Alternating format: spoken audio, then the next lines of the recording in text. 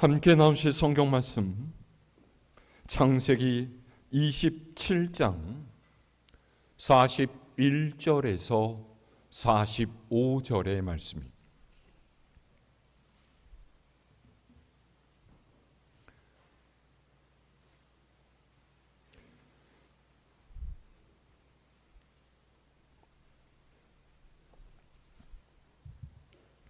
창세기 27장 41절에서 45절까지 제가 한 절 여러분이 한 절씩 교독합니다.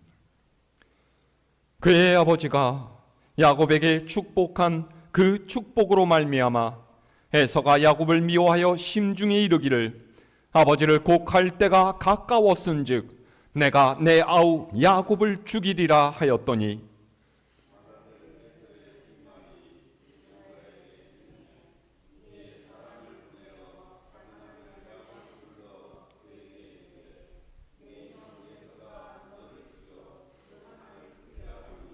내 아들아, 내 말을 따라 일어나 하란으로 가서 내 오라버니 라반에게로 피신하여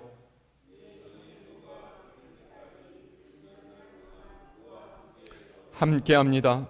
네 형의 분노가 풀려 네가 자기에게 행한 것을 잊어버리거든 내가 곧 사람을 보내어 너를 거기서 불러오리라. 어찌 하루에 너희 둘을 이르랴. 아멘. 할렐루야.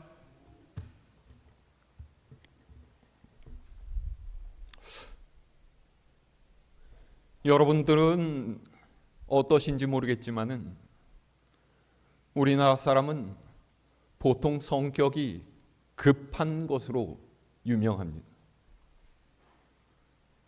여러분 어떠세요? 자기 성격이 급하다고 생각하십니까? 아니면 좀 여유가 있다 그렇게 생각하십니까? 제가 보니까 이런 기질은 지역마다 조금의 차이는 있습니다만은 전반적으로 우리나라 사람들은 성격이 좀 급한 편이 맞는 것 같아요.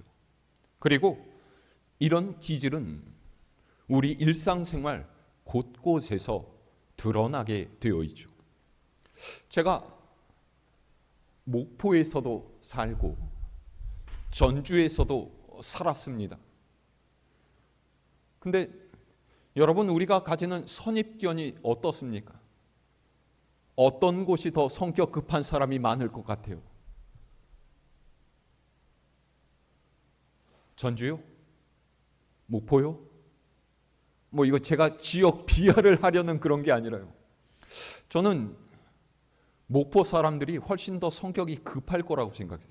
왜냐하면 하는 말도 굉장히 빠르고요. 좀 험하고 거친 그런 느낌이 들어요. 그런데 운전하는 거를 보면요. 목포하고 전주가 정반대더라고요.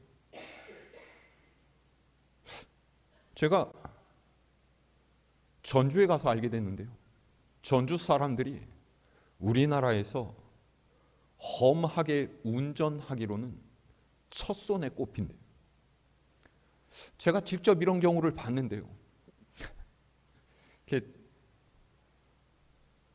사거리에 이제 빨간 불이 들어와서 제가 서 있었습니다. 횡단보도 맨 앞에 서 있었는데 차 한 대가 꽝 하고 와갖고 제 뒤에서 끽 하고 서는 거예요. 아따 그 양반 참 무섭네. 그러고 있는데 이 차가 갑자기 또 부릉부릉 하더니 오른쪽으로 쭉 나와서 우회전을 타고서 이렇게 들어가는 거예요. 다른 길로 가려나? 했더니 우회전을 가서 한 10m도 안 가갖고 불법 유턴을 부악 하더니 또 우회전을 타고서 그 길로 가는 거예요. 이야, 이 모든 일이 10초 동안 일어난 일. 모르겠어요. 그분이 부인이 애를 낳는다는 소식을 들었는지, 아니면 부모님이 돌아가시게 생겼다거나 그런 급한 사정이 있을 수도 있습니다. 아이고, 우리가 사는 동안 그렇게 운전해서 갈 일이 얼마나 있겠어요. 왜 이런 짓을 해요? 기다리기가 싫기 때문이죠. 빨간 불에서 기다리는 보통 한 30초 정도의 시간을 견디지 못하는 거예요. 목적지에 조금이라고 빨리 닿으려고 우리는 때로 무리수를 두르고 때로는 죄를 범하기도 하죠. 기다리기 싫어하는 마음이 종종 우리를 지름길로 가게 합니다. 믿음으로 산다고 하는 우리 또한 때로는 기다리고 인내하기가 싫어서 하나님 대신에 우리 손으로 빨리 문제를 해결하려고 하죠. 하나님께서 지으신 첫 사람 아담도 그러지 않았습니까? 하나님께서는 아담과 하와를 아름다운 에덴 동산에서 살게 하시고 모든 것을 다 허용하셨지만요, 단 한 가지 선악과만은 건드리지 말아라 그러셨어요. 그런데 아담과 하와는 하나님처럼 되고 싶은 마음에 하나님의 말씀을 따르지 않고 선악과를 따먹었죠. 하나님과의 깊은 교제를 통해서 그분의 백성으로 사는 것보다 단번에 하나님처럼 되는 지름길을 선택했던 거예요. 오늘 말씀에 언급되어 있는 야곱의 형 에서도 그랬습니다. 사냥을 마치고 들에서 돌아온 에서는요, 배고픔을 이기지 못해서 죽 한 사발에 자신이 갖고 있는 장자의 명분을 야곱에게 팔아치웠죠. 에서가 이렇게 한 것은요, 이성을 잃어버릴 정도로 너무나 배가 고팠기 때문이 아니에요. 에서가 죽 한 그릇과 장자의 명분을 뒤바꾼 것은요, 그 이전부터 이 장자의 명분이 내 인생에 그리 가치 있는 것이 아니라는 그런 생각을 해왔었기 때문이에요. 그러니까 여러분 보세요. 사람이 지름길을 택하는 것은요, 본래 그런 사람이 아니었는데 갑자기 180도로 사람이 바뀌게 되었다든지, 혹은 자기 자신도 제어할 수 없는 어떤 충동이 강하게 들었기 때문에 그런 것이 아니에요. 인생의 어떤 시점에서 결단이 요구될 때 그가 평소에 어떤 생각을 하고 어떻게 살아왔는지가 그때 적나라하게 드러나게 된다라는 거죠. 즉 평소에 가지고 있었던 그의 믿음이 어떠했는지가 하나님의 말씀을 따를 것이냐 아니면 내가 가고픈 길로 갈 것이냐를 결정하게 된다라는 거예요.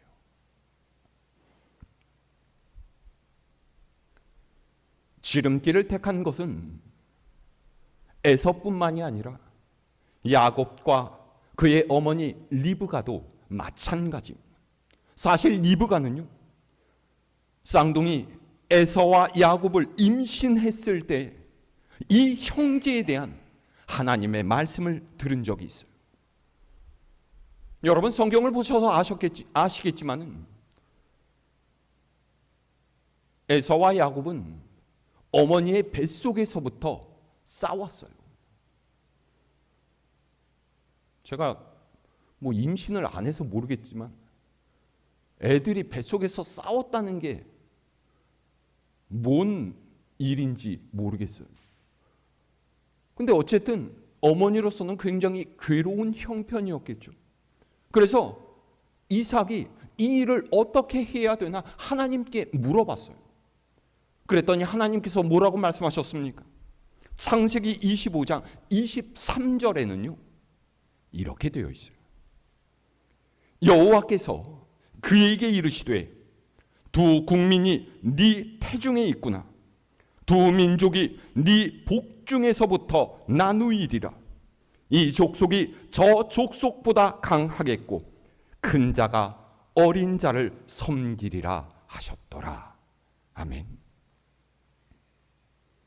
그러니까 하나님께 물어본 이삭도, 에서와 야곱을 임신하고 있었던 리브가도 훗날에 에서가 야곱을 섬기게 되리라는 하나님의 말씀을 들어서 알고 있었던 거예요. 그런데 이삭도 리브가도 하나님의 말씀이 이루어지기를 기다리지 않습니다. 야곱은 맏아들 에서에게 네가 사냥해서 고기를 요리해 오면은 내가 네게 장자가 받을 복을 빌어주겠다. 그렇게 이야기를 했고, 이 사실을 알게 된 리브가와 야곱은 함께 공모해서 아버지 이삭의 축복을 가로챌 음모를 꾸미죠.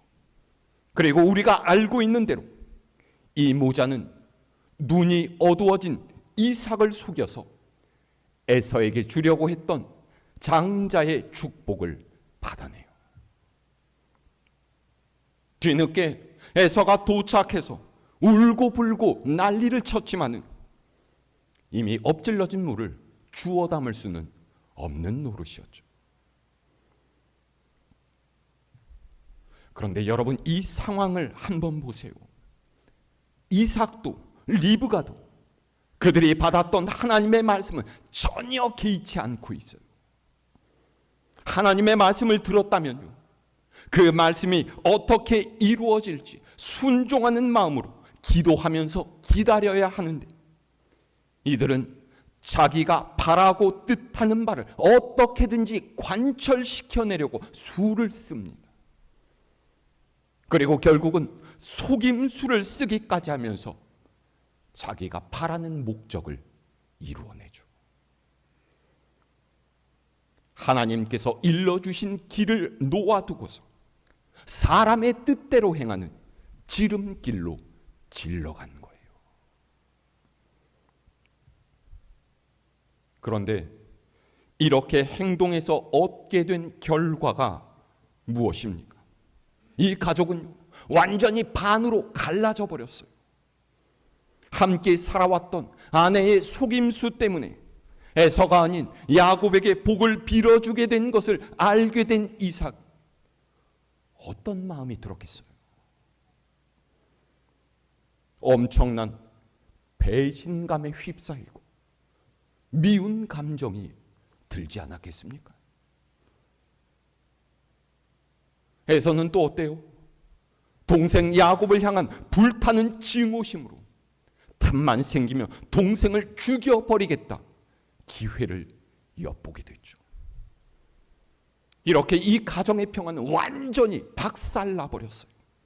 서로가 서로를 믿지 못하고 또다시 나를 속여 넘기지 않을까 도끼 눈을 뜨고서 노려보면서 지내게 된 거예요.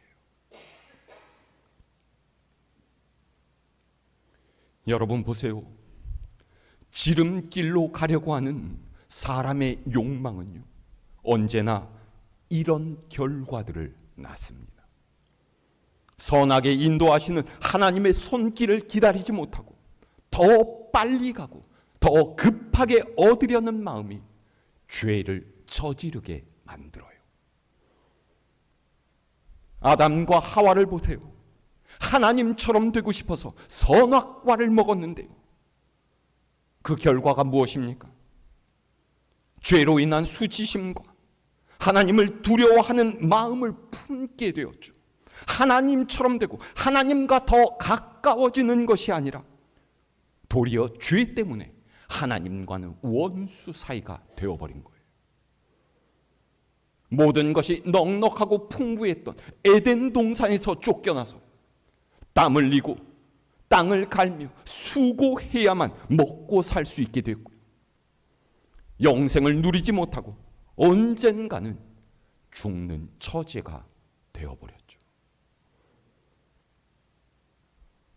하늘을 바라보면서 하나님과 동행하는 인생으로부터 땅을 보면서 하나님을 피해 다니는 인생이 된 거예요. 얼마나 비참합니까? 오늘 말씀의 야곱도 마찬가지 아니겠어요?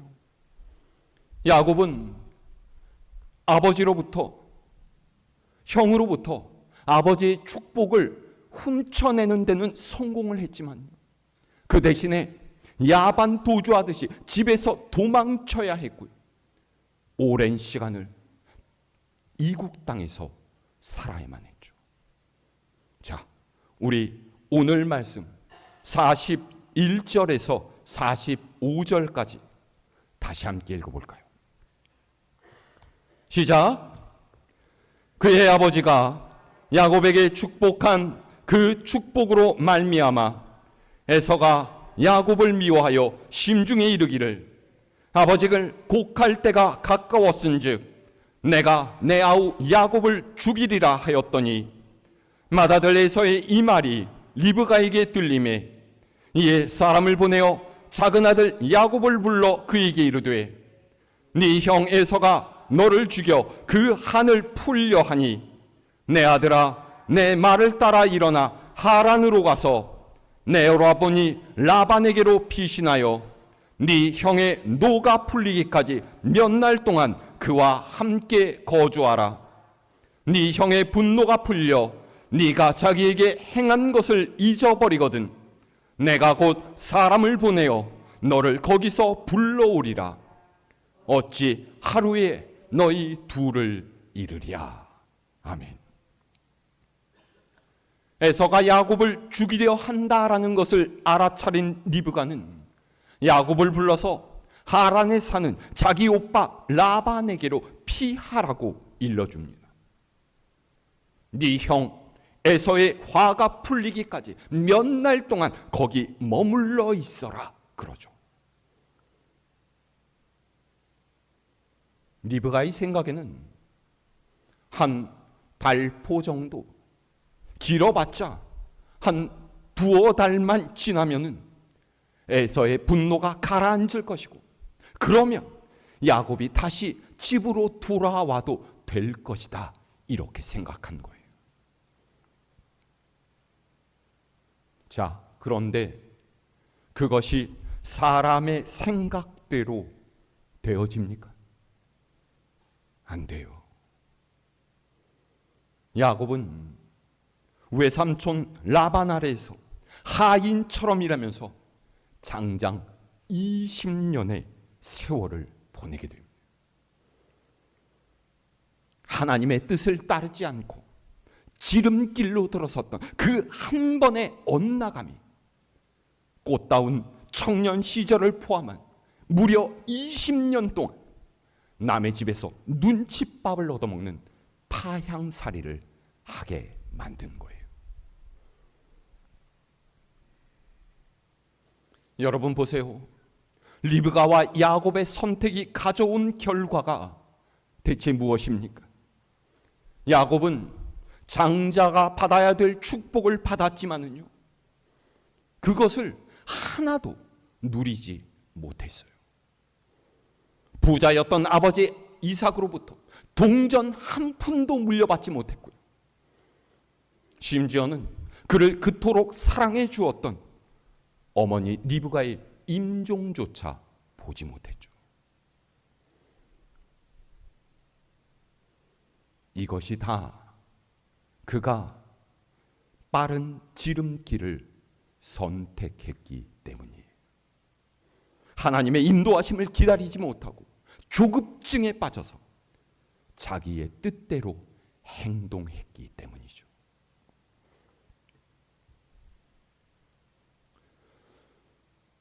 오늘 우리는 어떻습니까? 하나님의 뜻을 묻고 말씀을 따르기보다 내 뜻대로 지름길을 찾아서 빠르게 가려고 하지는 않습니까? 하나님께서는 우리에게 필요한 모든 것을 주시겠다 약속하셨어요.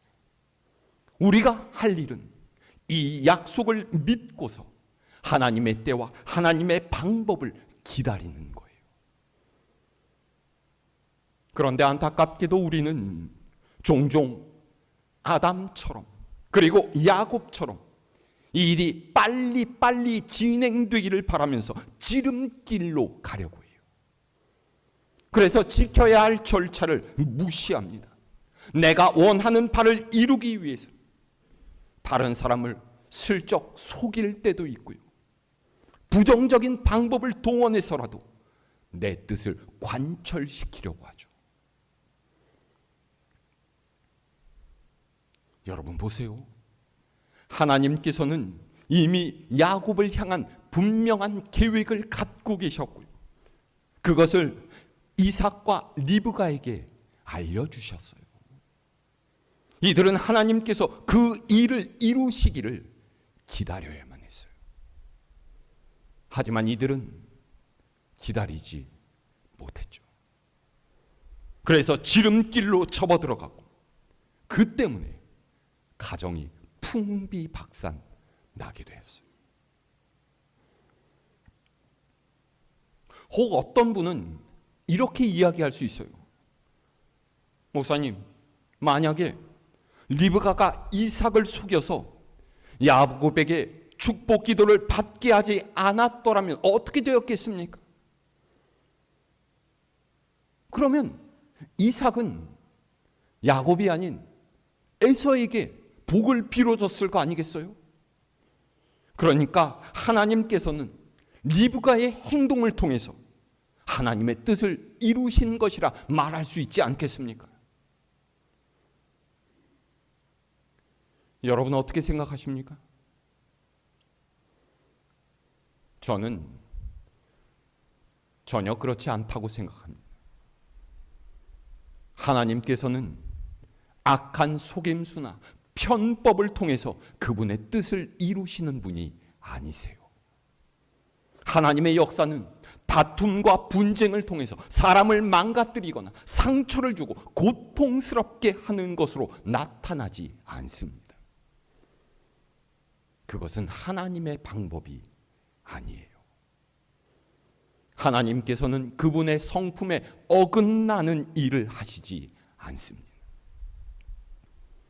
리브가와 야곱이 작당무의를 해서 이삭을 속여 넘기지 않았을지라도 하나님께서는 분명히 다른 경로, 다른 방법을 통해서 그분의 계획을 이루셨을 거예요. 하나님께서는 거룩하고 선하신 분이기 그분의 일을 하실 때 속임수나 거짓을 동원하시지 않으시오. 목적이 수단을 정당화한다는 논리 자체는 세상의 방식이지 하나님의 방식이 될 수 없습니다. 우리가 하나님의 뜻대로 행한다고 하면서 세상의 방식을 따른다면요, 우리는 진짜 하나님의 백성이 될 수 없다라는 것을 잊지 말아야 돼요. 그러면 또 이렇게 질문할 수 있죠. 그러면 하나님께서는 왜 편법을 통해서 지름길로 가는 이들을 막지 않으십니까?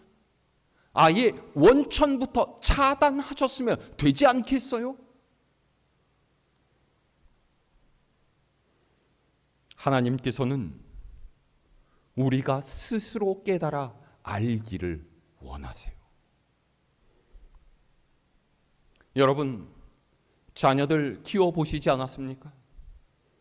어린아이가 걸음마를 배우기 시작할 때요, 부모가 아이 뒤를 졸졸 따라다니면서 그 아이가 넘어지려고 할 때마다 붙들고서 안 넘어지게 하면요, 그 아이는 나중에 넘어졌을 때 절대로 혼자서 일어날 수가 없게 돼요. 왜요? 넘어졌다가 스스로 일어나는 법을 배우지 못했기 때문에. 하나님께서는 우리가 그분의 말씀에 아무런 고민 없이 무조건 맹종하는 로봇 같은 존재가 되기를 원하지 않으십니다. 비바람을 맞지 않고 자란 온실 속의 화초는 조금의 온도 변화, 조금의 비바람에도 쉽게 꺾이기 마련이에요. 그래서 하나님께서는 우리를 세상의 풍파 가운데 놓아두세요. 그곳에서 우리를 인도하시는 하나님을 발견하기 원하시고요. 진리이신 하나님의 말씀을 따라 사는 것이 내게 가장 좋은 선택이라는 것을 알도록 하시려는 거예요. 그렇게 말씀을 따르는 것이 진정한 순종이고 하나님을 섬기는 그리스도인의 마땅한 자세입니다. 여러분, 지금 어떤 길을 가고 계십니까? 하나님께서는 우리에게 지름길을 가르쳐 주시지 않습니다. 누구보다 빠르게 속도를 내야 한다, 그렇게 말씀하시지 않아요. 그리스도인의 삶에서는요, 속도보다 방향이 중요합니다. 아무리 빨리 가도 그것이 하나님께서 원하시는 방향이 아니라면 모든 것이 헛것일 뿐이에요. 여러분 모두가 하나님께서 합당하게 여기시는 길을 가시기 바랍니다. 하나님의 방식이 아닌 세상의 방식으로 뭔가를 이루려고 애쓸 것이 아니라 느리게 가더라도 하나님의 뜻대로 행하는 삶을 살아야 해요. 오늘 말씀을 기억하면서 하나님께서 기뻐하시는 모습으로 하나님께서 이루실 역사를 기대하며 기다림, 인내로 우리의 모든 삶을 살아내는 저와 여러분 모두가 될 수 있기를 우리 주님의 이름으로 축원합니다.